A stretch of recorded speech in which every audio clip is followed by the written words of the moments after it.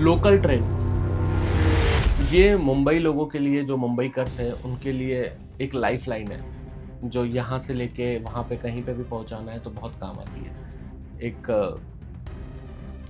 बहुत अच्छी life line है जो आदमी कोशिश करता है कि लोकल ट्रेन से ट्रैवल करे और कभी ये नहीं सोचता कि क्या होगा क्या नहीं, और सब अपनी जो ज़िंदगी है वो काफ़ी अच्छे से जीते, प्रॉपर ट्रैवल करते हैं। एक दिन क्या होता है, एक करीबन 10 बज के 42 मिनट की ट्रेन थी जो चर्च गेट से नाला सुपारा की तरफ जा रही थी।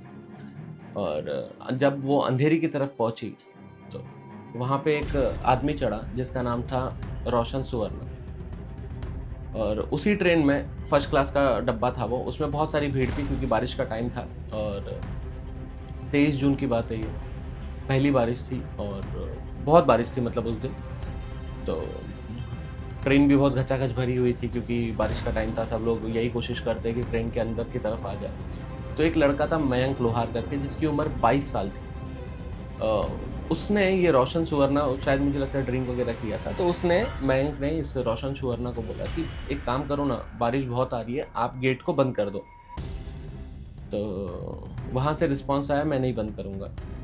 तो इसने बोला कि 2-3 बार थोड़ा सा सुना, फिर इसने बोला कि एक काम करो, आप गेट को बंद कर दो क्योंकि क्या बारिश आ रही है अंदर और बारिश आने की वजह से सब लोग भीग रहे हैं। तो इसने बंद नहीं किया।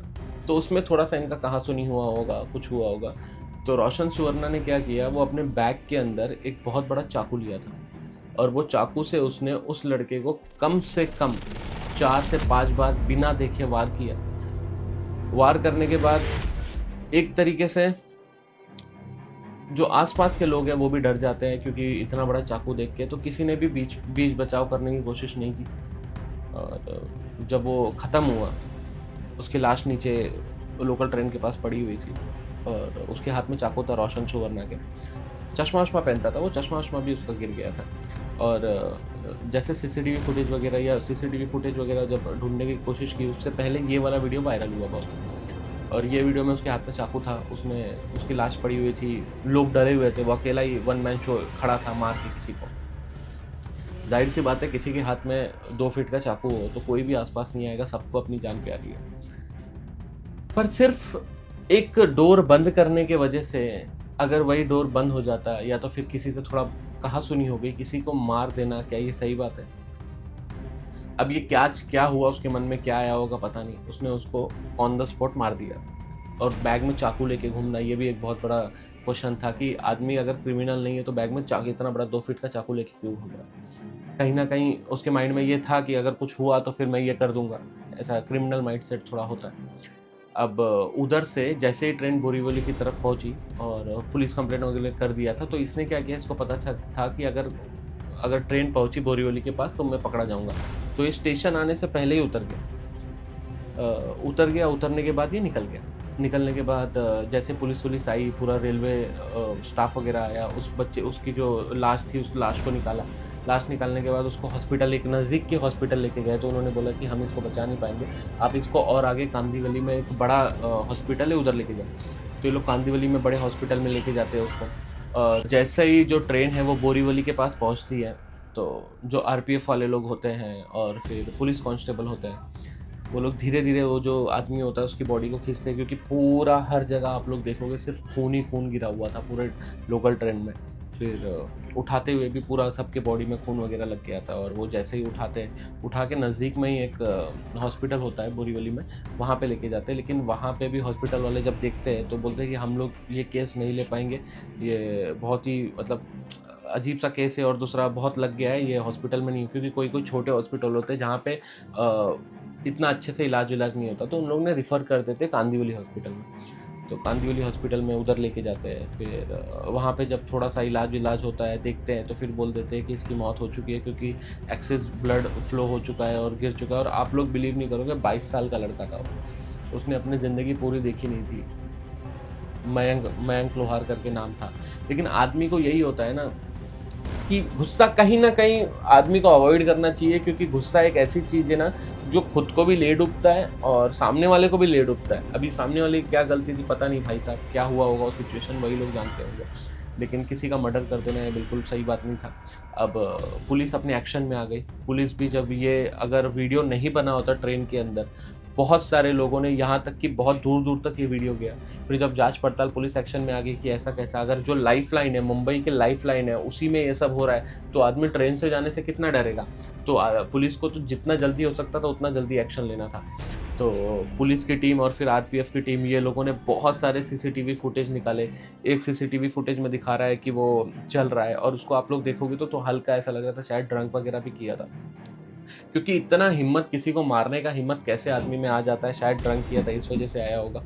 तो कम से कम 400 से 500 सीसीटीवी फुटेजेस निकाले गए और उसके बाद एक-एक फुटेजेस चेक कर रहे हैं, एक-एक फुटेजेस चेक कर रहे हैं, तो कहीं वो किधर से जा रहा है, फिर वो किधर से जा रहा है। तो ऐसा करके पूरा एकदम लिंकअप लगाया गया कि कहाँ के बाद वो कहाँ पहले गया, फिर कहाँ गया, फिर वो अपने घर पे भी गया था, मीरा रोड में उसका घर था, मीरा रोड में घर पे भी गया। उसके बाद वो एक्चुअल में वो बिलॉन्ग करता है कर्नाटका से। तो पुलिस लोगों का ये कहना था कि ये अपने गाँव भाग रहा था और अगर वो अपने गाँव भाग जाता तो पुलिस को उनको पकड़ने में और थोड़ी-सी डिफ़िकल्टी होती, लेकिन पनवेल पहुँचते-पहुँचते ही उसे पकड़ लिया गया। पकड़ने के बाद जब पुलिस उसे लेके आई, उससे पूछताछ की कि क्या हुआ था, पूरा सिनेरियो बताओ, पूरा सब अच्छे से समझाओ। तो उसने बोला कि मुझे एक्चुअल में बहुत गर्मी लग रही थी और हवा, मैं डोर पे था तो मैं हवा थोड़ा खा रहा था। बट वो लोग बोल रहे थे कि बंद कर दो क्योंकि बारिश का वो आ रहा था। तो फिर मैंने मना किया या कुछ हुआ रहेगा उनके बीच में। तो वो जो लड़का है मयंक लोहार, उसने वो जो रोशन है उसकी आँखों पे फाइट मारा और रोशन चश्मा पहनता है, उसका चश्मा गिर गया।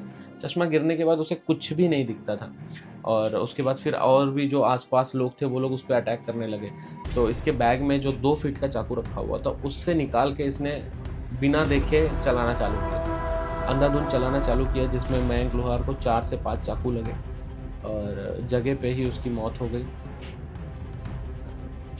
ये वो कहते हैं ना कि कोर्ट में तो इसने ऐसा बताया कि मैंने सेल्फ डिफेंस के लिए किसी को मारना चाहा, लेकिन एक आदमी के बैग के अंदर चाकू रहना, मतलब ये तो क्रिमिनल माइंडसेट ही डिसाइड करता है। या तो फिर कोई अपने प्रोटेक्शन के लिए भी रखता है, बट प्रोटेक्शन का एक गलत इस्तेमाल हो जाना, क्योंकि आप प्रोटेक्ट कर, आप किसी को मारे नहीं, सेल्फ डिफेंस कर सकते थे, मारो नहीं, सेल्फ डिफेंस कर सकते थे कि अगर कोई सामने आया तो मैं मार सकता हूँ या मार दूंगा। बट यही होता है कि मेंटल हेल्थ वो टाइम कहाँ चला गया होगा, ये गुस्सा कहाँ कौन से जगह पे चला गया होगा जिससे ये सारी हरकत हो गई। और मुंबई जो लोकल ट्रेन होती है ये एक तरीके से लाइफलाइन डिसाइड करती है, मतलब एक लाइफलाइन है ये कि आदमी यहाँ से वहाँ जाता है। बट उसके बाद बहुत डर का माहौल लोगों के अंदर हो गया था। आज भी अगर लोग ट्रेन में ट्रैवल करते तो एक दूसरे से डर के ट्रैवल करते। इस वजह से पुलिस ने जल्दी एक्शन लिया और मैं तो यही बोलूँगा कि आपका जितना भी गुस्सा है, कुछ भी है, आप लोग प्लीज़ थोड़ा सा गुस्से को कंट्रोल करो, क्योंकि गुस्सा बहुत गलत काम करवा देता है, बहुत गंदी चीज़ें करवा देता है। तो गुस्से से जितना हो सकता है उतना आप लोगों को बचना पड़ेगा। अब एक मयंक लोहार जिसकी 22 साल की उम्र थी, उसकी तो पूरी लाइफ पड़ी हुई थी। उसके माँ-बाप पे क्या बीती होगी, क्या सोचे होंगे, अपने बच्चे को वो जॉब पे भेज रहे हैं बट वो कुछ ऐसा हो जाना। तो मैं तो यही बोलूँगा यार, अगर थोड़ा-सा भी झगड़ा होता है या बातचीत होता है तो सॉरी बोलो और आगे जाने दो। ठीक है, चलो गलती हुई, पता नहीं किसके माइंड में क्या है, सबका माइंड एक जैसा नहीं होता है। तो ठीक है, अगर आपका किसी के साथ बहस हो रहा है, एक छोटा-सा सॉरी बोलने में क्या जाता है? सॉरी बोल दो, पता नहीं कौन क्या चाकू लेके घूम रहा है या क्या माइंडसेट से बाहर निकला है या क्या माइंडसेट, वो पूरा अटैक आप पे ही कर दिया, धक्का लग गया। तो अपनी तरफ से जितना हो सकता है उतना बचाओ, साइड करो, जाने दो, नेग्लेक्ट करो। कम से कम आपकी जान तो बची रहेगी, आपकी लाइफ है, आपके पीछे पूरा आपका फैमिली है। तो सब देख के काम करो, ज़रा-सा गर्म होने के चक्कर में किसी का घर भी मत बर्बाद करो और खुद भी मत बर्बाद हो, यही मैं बोलूँगा। तो बस फिर आज का वीडियो बस इतना ही। अभी ये जो है ये कोर्ट केस चल रहा है और जो भी रिज़ल्ट आएगा, कुछ आएगा, वो तो आप लोग को सब मालूम ही पड़ जाएगा। बस मैं यही बोलूँगा कि जितना हो सकता है अपने आप को बचाओ, अपना मेंटल हेल्थ सही करो, थोड़ा पीस रहो, थोड़ा कोई कुछ बोल दे रहा है तो अपनी ईगो को हर्ट मत करो। ठीक है, चलो बोल दिया, आगे बढ़ो। तो चलो मैं मिलता हूँ आपको नेक्स्ट वीडियो में और इसी तरीके से वीडियो में आप लोग को लाता रहूँगा, बनाता रहूँगा। मैं मिलता हूँ नेक्स्ट वीडियो में।